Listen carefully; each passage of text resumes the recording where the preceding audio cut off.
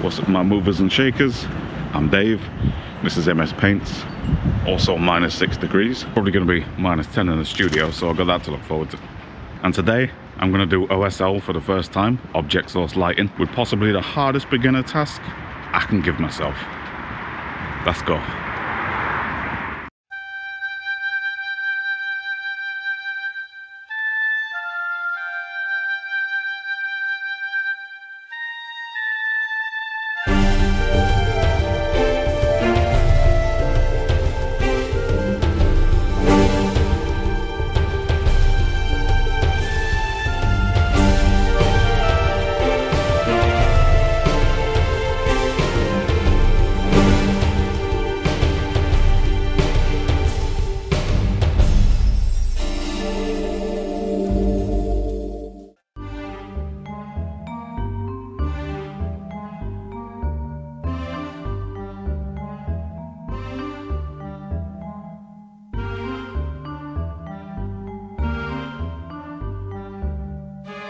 So what is OSL, or object source lighting, all about? Well, quite simply, it's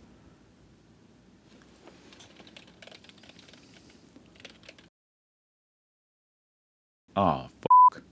I've avoided doing that for a reason. Yeah. Mate. Hey, D-Dog, how's it going? Object source lighting. What are you talking about? OSL. Oh, wait, No. wait. OS what? Exactly. And I'm going to have to pillage some of the YouTubers' wares because I have absolutely no idea. So I'll see who's got what, but... Ooh, Squidmar. Squidmar always makes things very easy to understand. Oh, yeah, Squidmar. Yeah, I like Squidmar. Yeah, let's go Squidmar. Okay, bud, hit me. We have two systems in our eyes. During daytime, we have cones in our eyes that see the colors. In a low light or in a night setting, we have retinal rods active. Oh, that's fantastic. I understood absolutely none of that. Night scenes are often lit with blue. He said blue. Blue. Blue's good. Blue? Dark Yeah, bits. yeah, I heard him say blue. Blue. Blue. Blue, yeah, definitely go for blue. Okay, we got a keyword, blue. Just take a look at this awesome piece from Marco for Sony. Marco Polo. Oh, Marco, yeah. Marco. Yeah, Marco. makes things always so easy and friendly. And the way he says, Hello, guys. Oh, wow, that looks nice. it does. What are you doing? What are you doing? Marco, no. No, Marco, no. Ah! Okay, you stay here, learn more about this. I'm going to go Gotcha. some Yeah, dioramas and cool. prep. Yeah, you That go should through the take thing. probably I'm the gonna, entire week. yeah. And you figure out No what problem. the f I'm supposed to do. All right, cool. Bizzle.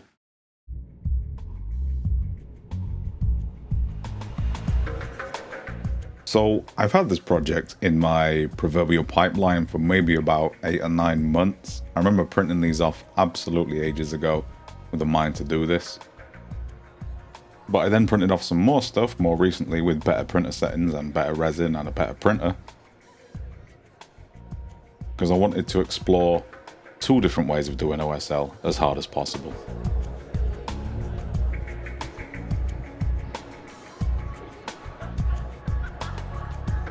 And I'm not going to go as ridiculous as I could do with these, even though the principle of just doing these for the sake of OSL is quite ridiculous in itself.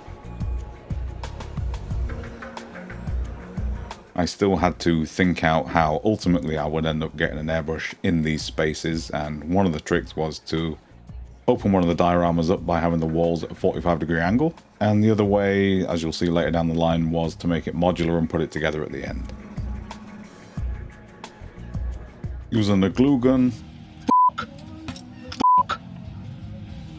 I'm still taking the time to indent and weather the foam to make it look more interesting, because I know that I need as much variance in my surfaces as possible to sell this effect.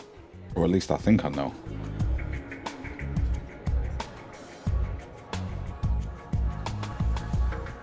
Introducing the cheapest high density foam that you can get for craft purposes.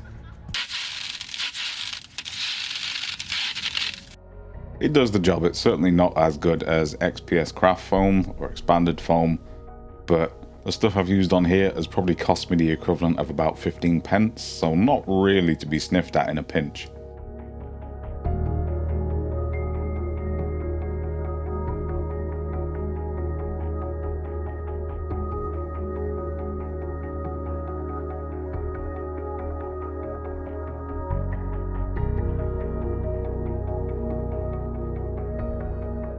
take the time to add a protective coat of gloss Mod Podge and black paint. Now for diorama number 2, I want to do something more interesting where I have light coming from above, and I want to bank off the two sides or maybe put a top on it as well. And this is all about looking through a cave opening through to the diorama itself. So here you can see I've left a curved opening. This is ultimately so we can see through to the contents of the diorama box. And amazingly, it just kind of slides off while it's still wet and holds its shape. That is so satisfying.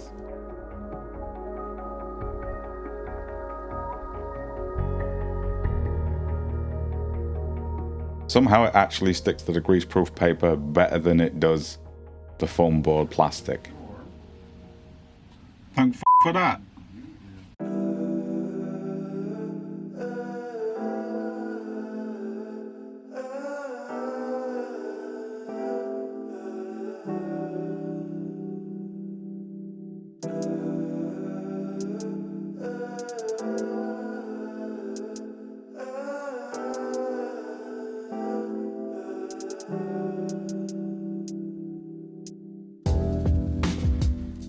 Now, even though I know a lot of this is going to be in darkness, I do feel the need, maybe out of just habit, to texture these surfaces and get some ground cover and scatter on.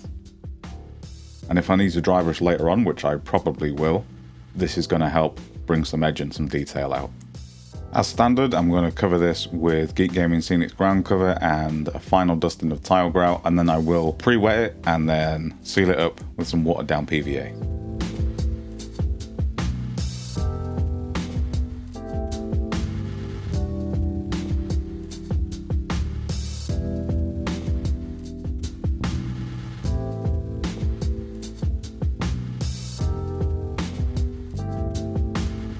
So how am I feeling about these things so far? Mixed. Diorama number 1, which is going to be like a snow cave theme, snow temple, whatever. That was an absolute breeze. Considering I haven't worked with foam before, really, that was a pleasure to work on. Number two was somewhat over-ambitious, because this is a video about doing object source lighting, not how ridiculous can you make a diorama and test things you've never done before. Yeah. And diorama number 2 had to spend most of yesterday drying out, just because it was too heavy to handle. Now it's not so bad. I can just kind of like cut the pieces and make sure they fit a little bit better. And I'm going to go over the top with plaster at the end just to smooth out all these edges and make it like a nice, real nice presentable box, because my foam cutting and measuring is utter dog shit, man. But onto the painting. This is my first time working with these inks, and they are an absolute pleasure. They are pretty glossy, but ultimately you can just minimize that in the end phase.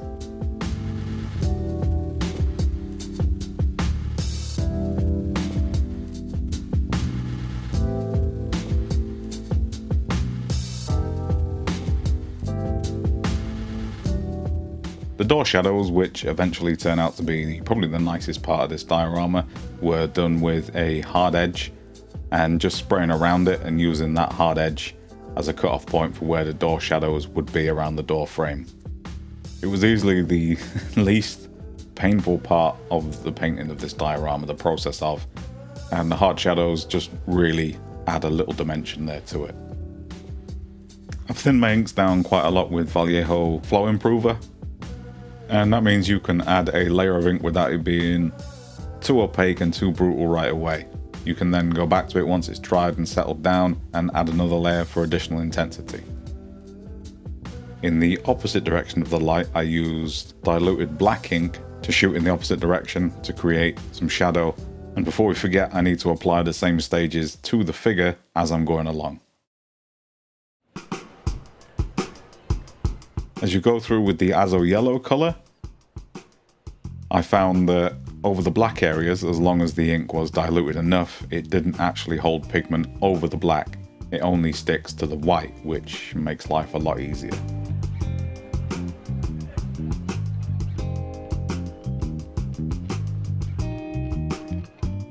I'm mixing up an orangey color to show the diffusion and the color change within the light as it gets dimmer from its original source. This is kind of a misstep in a lot of ways. I very much mirrored the actual shape of the diorama, which is right angles and hard edges, when I should have gone for a more ambient circular glow to it, like light would in that case. Easily remedied for when I try again next time. I'm using my dry box, which again, no, I will never stop talking about, to accentuate the hard edges and angles where the light would be shiny off damp surfaces, and just to really add a bit more direction to it. I could have gone a lot more hardcore with this and just really amplified that, but again, I'm learning.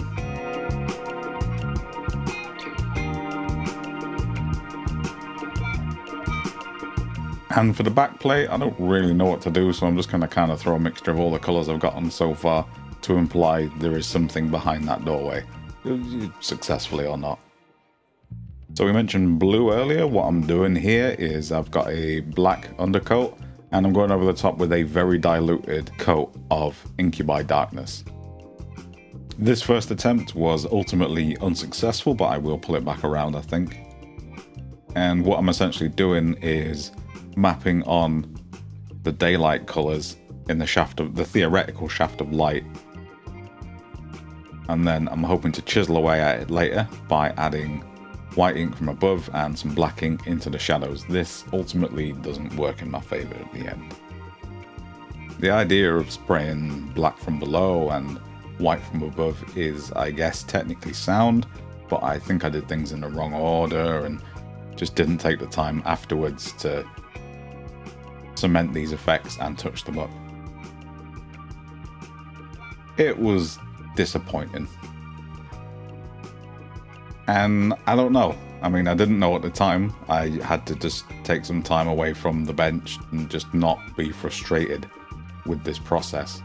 I think if I'd done just monochrome, black and white, this would absolutely work a treat, but kind of gone tentatively half and half on everything, and it's just not worked in either respect. So I was racking my brain, like, would my eyes exposed to the cave if I was looking at this, and therefore would everything under the shaft of light be completely blown out, or would the colors be completely naturally represented under the light?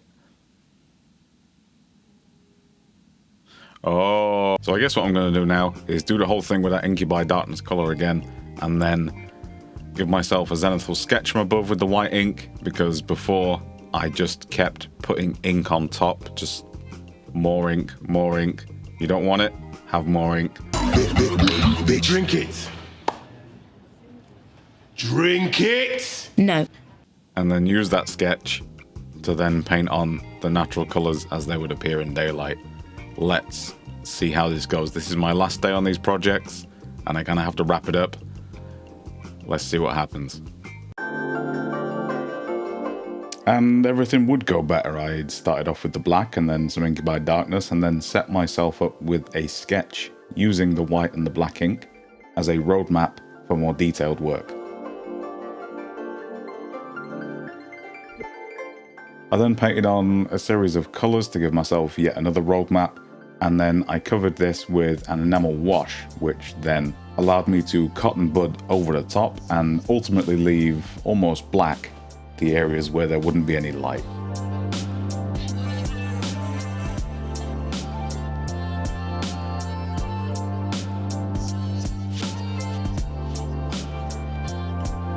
And then I took my base coat colours and created extreme light versions of those and extreme dark versions of those. Some extreme edge highlighting on all the facing up areas worked a treat, and just leaving the dark areas flat seems to have got the effect right. And not forgetting the terrain itself, I then had to do a downstroke dry brush over everything I wanted to be under this shaft of light.